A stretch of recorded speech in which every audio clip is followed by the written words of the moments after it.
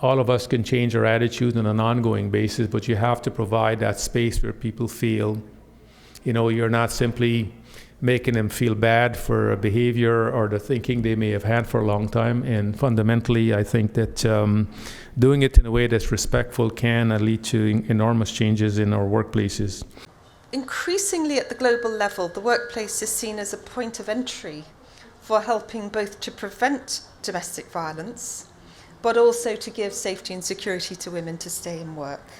And I think that's really important to recognise, that can sometimes be the door that opens. Most of us are trained to mind our own business.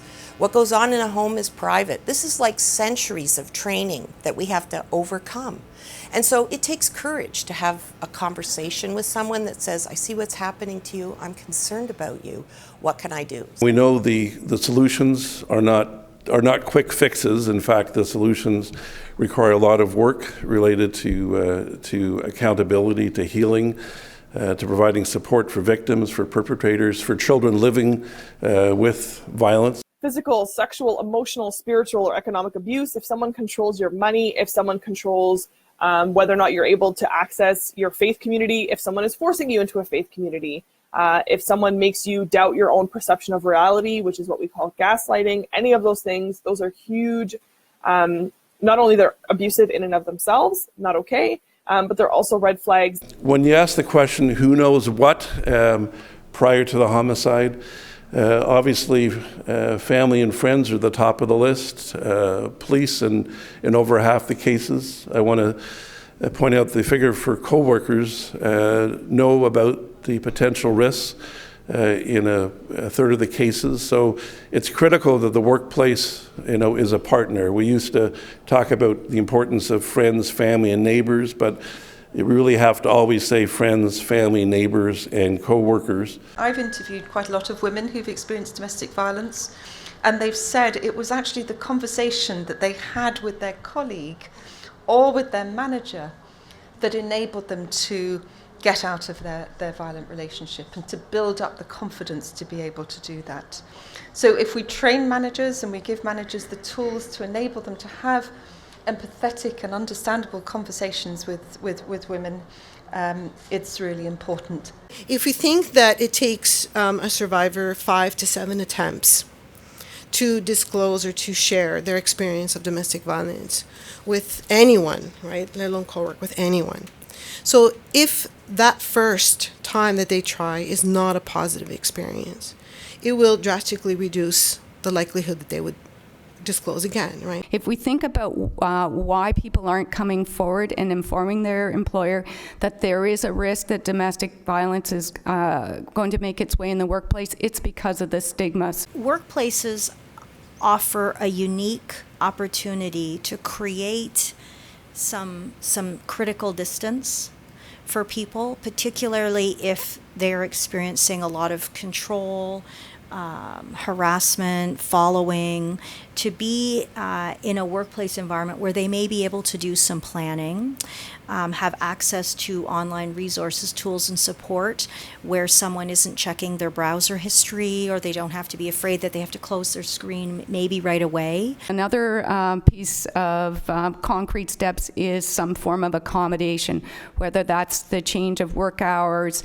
making available an unlisted phone number or email address. So think about how the domestic violence can make its way in the workplace. It's not just physical presence, but other activities as well.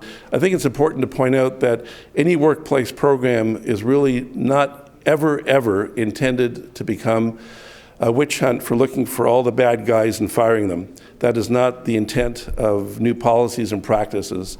It's looking for abusers who desperately need to be held accountable, need support and help to change the behavior and save themselves and their families and avert tragedies. Any intervention plan cannot or should not be limited to removing all perpetrators in the workplace, right? So And that then relates to zero tolerance policies, right? So zero tolerance policies that are focused simply on either firing, suspending, writing up those who perpetrate domestic violence really leads to unemployment and often the inability to find new employment. So, and we know that unemployment is one of the top 10 risk factors in cases of domestic homicide. When there's a domestic homicide, when you read a front page story or read the news or watch the national news at night and you read about a domestic homicide and you watch a police officer say, well, there was a murder-suicide, we're not going to be sharing names, we're not going to be sharing any information, we're not looking for anybody, there's nothing for you to worry about.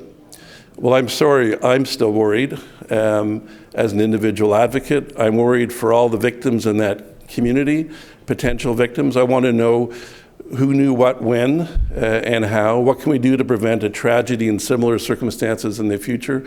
Those are all really fundamental questions. They have to be asked and they have to be answered. And it's not a blaming exercise. It's not looking for who screwed up, who made a mistake. It's not looking at us pointing fingers. It's looking at understanding what we need to do in terms of training, collaboration, sharing information, doing better risk assessments. Those are all really critical questions. And those are becoming really important questions for the workplace now more than ever before. We have an awesome opportunity to talk about and to model and to share what a world free of discrimination and violence might look like and what might feel like.